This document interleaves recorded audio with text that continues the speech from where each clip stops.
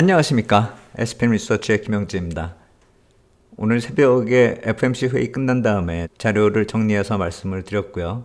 제가 보통 FOMC 회의가 끝나면은 중요한 결론이 났을 때는 새벽에 간단하게 작성해서 말씀을 드리는데, 이번에도 적지 않게 좀 중요한 내용이었다 이렇게 생각이 됩니다. 제가 파월이 파월했다 그런 식으로 말씀을 드렸는데, 이제는 파월이 파월한 이유, 어떻게 또 시장이 반응하고 있는가, 그 이후에는 어떤 것을 또 봐야 되는가, 그것에 대해서 한번 살펴보겠습니다. 일단 시장이 긍정적으로 움직이고 있는 건 사실입니다. 지금 나스닥 선물도 계속 상승을 해서 이런 모습 보이고 있는데, 지금 이건 6월물 선물입니다. 2만 포인트 넘어간 상태에 좀 걸리고 있는 그런 모습이죠. 모든 게 해결됐다라고는 생각되지 않습니다. 그리고 나스닥 선물 기준으로 2만 포인트 위하고 2만 포인트 아래일 때의 경우는 시장을 좀 틀리게 볼 필요가 있다 이렇게 생각이 됩니다. 이 팩트셋에서 집계한 포워드 PER을 놓고 봤을 때 지금 보고 계신 건 S&P 500 기준인데요. 5년 평균치 선까지 떨어졌다라는 것입니다. PER이 19.9배까지 떨어진 것이고요. 그래서 제가 예전에 나스닥 선물 기준으로 요 앞에 자리요, 방금 전에 2만 위였었는데 지금은 다시 19,900까지 이렇게 떨어졌는데, 요 앞에 자리요, 2만 포인트면 우리가 20K 이렇게 읽을 수 있고 19,000대로 들어가면 19K 이렇게 읽을 수 있잖아요. 그러니까 요 뒤에 1000 단위를 빼버리고 그 앞에 숫자를 놓고 보면은 S&P 500의 포워드 PER하고 거의 유사한 수치가 나오기 때문에, 물론 이게 논리적으로 맞는 얘기는 아닙니다. 그런데 실시간으로 포워드 PER를 파악할 방법이 없기 때문에 S&P 500도 나스닥 선물하고 거의 비슷하게 똑같이 움직이진 않아도 비슷하게 움직이기 때문에 현재 시점에서는 그 정도로 파악할 수도 있다라고 생각이 됩니다. 물론 이게 시간이 지나면서 또 PER 수치도 변하고 할 테니까, 그리고 S&P 500하고 나스닥 선물이 움직이는 폭이 틀릴 테니까 시간이 가면서 달라지겠지만, 현재 시점에서는 그렇게 볼 수도 있다, 이 말씀을 드리는 것이고요. 그래서 나스닥 선물 2만 위하고 2만 아랫대하고는 고평가냐 저평가냐 아니면 중립이냐, 이것에 대한 평가를 좀 다른 시각으로 볼 필요가 있다 이렇게 생각이 됩니다.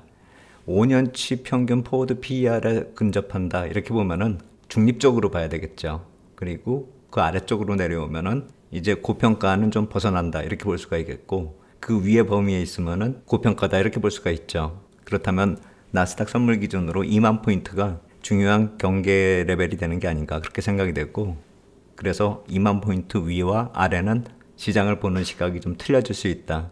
2만 포인트 아래에서 기회를 볼 수 있어도 2만 포인트 위에서는 좀 경계할 필요가 있다 이렇게 생각이 됐고, 그 이유는 엔비디아 쪽 같은 경우를 놓고 보더라도 실적이 나쁜 게 아니죠. 그리고 AI 산업이 확장 방향으로 가고 있는 건 확실하죠. 근데 그 주가를 탄력적으로 키울 수 있느냐, 그런 정도로 확장을 하고 있느냐, 그게 문제잖아요. 여태까지 빨리 확장을 했으니까요. 그 속도가 더 빨라져야지, 그래야지 주가가 더 탄력적으로 상승할 수 있다라는 거니까요. 그래서 지수가 어느 정도 이상으로 올라가고 주가가 어느 정도 이상으로 올라가게 될 경우에는 탄력적인 상승, 그것이 담보되기 힘들다, 그걸 우리가 봐야 된다라는 것이죠. 어제 QT 관련된 QT 속도를 줄이겠다라고 하는 그런 재료는 분명히 유동성 측면에서 긍정적이다 이렇게 봐야 될 것 같아요. 근데 나스닥 선물 기준으로 놓고 보면 또 이게 굉장히 빨리 올라왔어요. 2만 포인트까지. 최근에 저점이 19,300 정도를 찍었었죠. 그리고 또 그것이 2만 200 근처까지 올라가는, 거의 뭐 한 900포인트를 휙 올라가는 그런 모습이 나타났기 때문에, 이 변동성을 생각해 봤을 때 짧은 시간이 있지만 좀 조심해야 될 구간으로 넘어가는데, 금방 도달한다는 점도 좀 생각하면서 단기 대응을 할 이유가 거기에 있다 이렇게 보시면 될 것 같아요. 불과 며칠 사이에 기회가 경계를 해야 되는 그 영역으로 들어가는 그런 모습이기 때문에 단기 트레이딩으로 좀 한정을 해야 되는 그 이유가 여기 있다 이렇게 말씀을 드리겠습니다. 그리고 QT 관련해서 크리스토퍼 월러 이사는 반대를 했다라고 얘기 나오고 있잖아요. 그분이, 제가 QT 문제가 나오면은 항상 주목해야 될 분이 이 크리스토퍼 월러 이사나 로리 로건 달라스 페드 총재, 그리고 존 윌리엄스 뉴욕 페드 총재도 우리가 좀 주목을 해야 되는데, 이 세 분이 시장하고의 의사소통을 종종 하기 때문에 그렇죠. 그리고 또 이쪽 분야에 관심이 많은 분들이고요. 그런데 크리스토퍼 월러 이사가 반대를 했고 로리 로건 달러스 페드 총재도 최근에 QT 중단 관련해서 반대한다라는 그런 얘기를 했었기 때문에 이번에 나타난 결론이 약간은 좀 속도가 빨랐다 이렇게 볼 수가 있죠. 설사 시행되더라도 250억 달러에서 50억 달러로 이렇게 줄이는 게 아니라 이거보다는 좀 덜 줄이는 게 아닌가 그렇게 생각할 수 있었는데 많이 줄인 것이죠. 그래서 이번에 FOMC 회의 이후에 이제 블랙아웃 기간 지나면은 이분들이 또 시장하고 어떤 내용으로 소통을 하는지 그거 한번 또 우리가 관심 있게 좀 봐야 될 것 같습니다. 그리고 이게 확정이 되고 마무리되는 게 아니라 다시 또 언제든지 늘어날 수 있다. 이 점도 우리가 봐야죠. 그래서 이쪽 한번 좀 더 자세히 한번 보겠습니다. QT 속도 조절을 한다. 이 내용을 어떻게 봐야 되느냐 그거 한번 살펴보겠습니다. 이 빨간색 선이요. QT를 하면서 국채가 줄어드는 그 모습입니다. 그리고 아래쪽은 푸른색 선은요. MBS가 줄어드는 그 모습이고요. 속도가 국채 쪽이 일단 한번 줄였죠. 그리고 MBS 쪽은 계속 속도가 유지되고 있는 것이고요. 그러니까 국채 쪽이 줄어드는 양이 감소되는 것이고 이제 이게 거의 평평하게 갈 것입니다. 월간 250억 달러에서 50억 달러, 5분의 1로 줄어드는 것이죠. 이 기울기가 5분의 1로 줄어든다 이렇게 보시면 되겠죠. 그럼 평평해지겠죠. 그러면은 MBS는 확확 줄고 국채는 페드 자산에서 잔고가 유지된다 이렇게 볼 수가 있는 것이고요. 물론 전체적인 자산은 줄고요. 여기서 조금 더 들어가 보겠습니다. 만기별로 한번 보겠습니다. 이 그래프에서는 빨간색 선이 MBS고요. 10년 만기 MBS고요. 그리고 이 푸른색 선이 10년 만기 국채입니다. 10년 만기 국채 오히려 늘어나고 있죠. 그리고 10년 만기 MBS 같은 경우는 당연히 줄죠. MBS는 만기하고 상관없이 전체적으로 줄이고 있으니까요. 이거 참 특징적이다 이렇게 봐야 되겠죠. 그렇다면 국채는 다 이렇게 늘리느냐? 아닙니다. 만기 1년 이하짜리 B를 한번 추가해 보겠습니다. 만기 3개월에서 1년 사이에 빌 자산이 어떻게 되느냐? 계속 줄고 있죠. 그러면 정리하면은요. 10년 만기 MBS 줄고요. 만기 3개월에서 1년짜리 국채도 줄고요. 10년 이상은 늘어나고 있죠.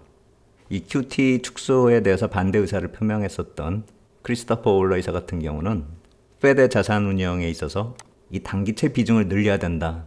그 얘기를 계속 해왔었죠. 그런데 지금은 오히려 줄고 있고 중장기물이 늘어나고 있습니다.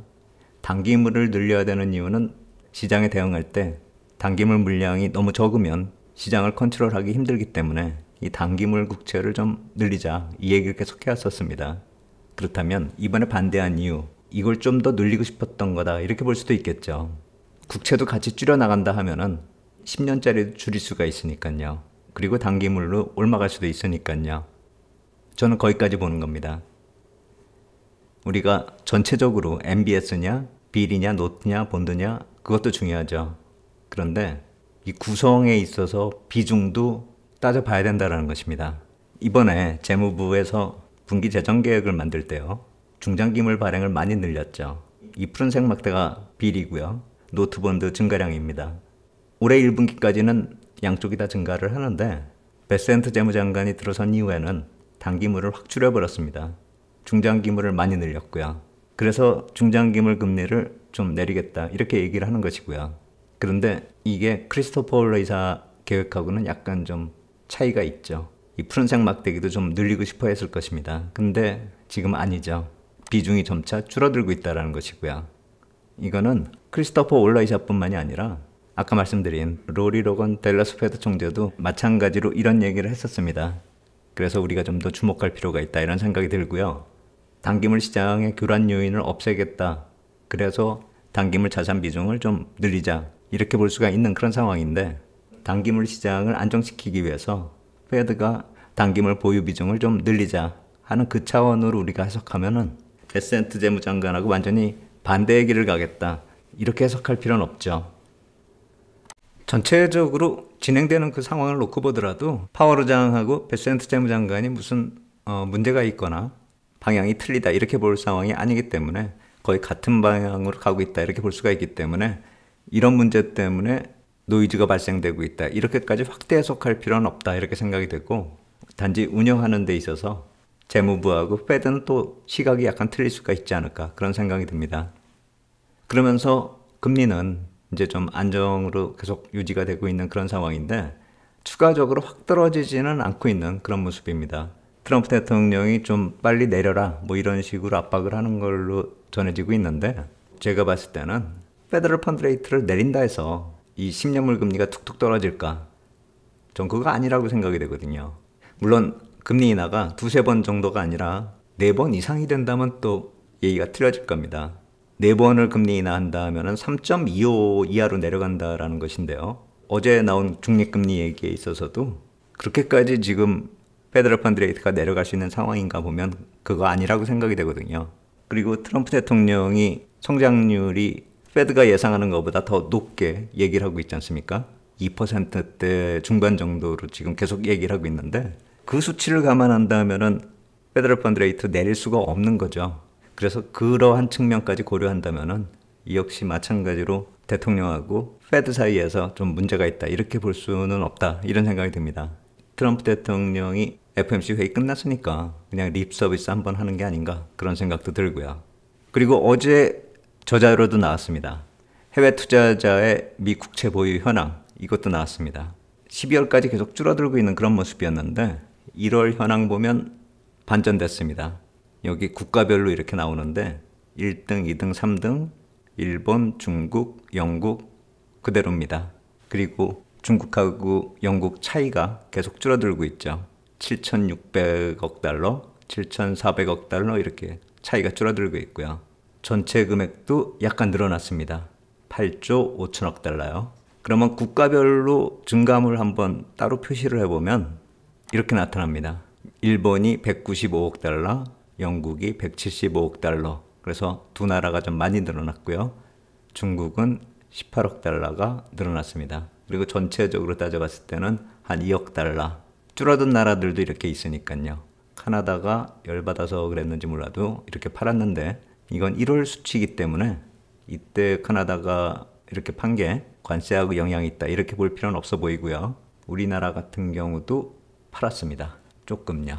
독일은 샀네요. 그래서 이런 식으로 국가별로 좀 차별적으로 움직였다 이렇게 보시면 되겠고 12월까지 수급이 좀 안 좋았었죠. 그러면서 금리도 계속 올라갔었고요. 근데 1월에 이렇게 수급이 좋아지면서 금리 빠졌고 2월에 이렇게 금리가 빠진 걸 감안한다면 2월에도 수급이 괜찮았던 게 아닌가 그런 생각 짐작을 할 수가 있는 것이고요. 수급에 따라서 금리가 항상 변하는 건 아닌데 작년 말하고 올해 초에는 시장에 주는 영향이 좀 컸었다 이렇게 생각이 됩니다. 특히나 이 8월에 엔캐리 트레이드 청산이 되면서 한번 충격을 줬기 때문에 그 이후로는 해외 투자자 쪽 영향이 좀 커졌다 이렇게 볼 수가 있겠고 엔하고 미국 금리가 이렇게 붙어 다니잖아요. 그래서 항상 이렇게 엔이 강세로 뚝 떨어지면 엔캐리 얘기가 나오면서 좀 걱정이 되는데 엔이 강세를 보인다 해서 항상 그런 일이 벌어지는 건 아니죠. 1월에도 이렇게 엔이 강세 보이는 모습 보였는데 수급 쪽은 괜찮았었죠. 엔캐리를 항상 따질 게 아니라 그 방향하고 더불어서 이 시차가 있단 말입니다.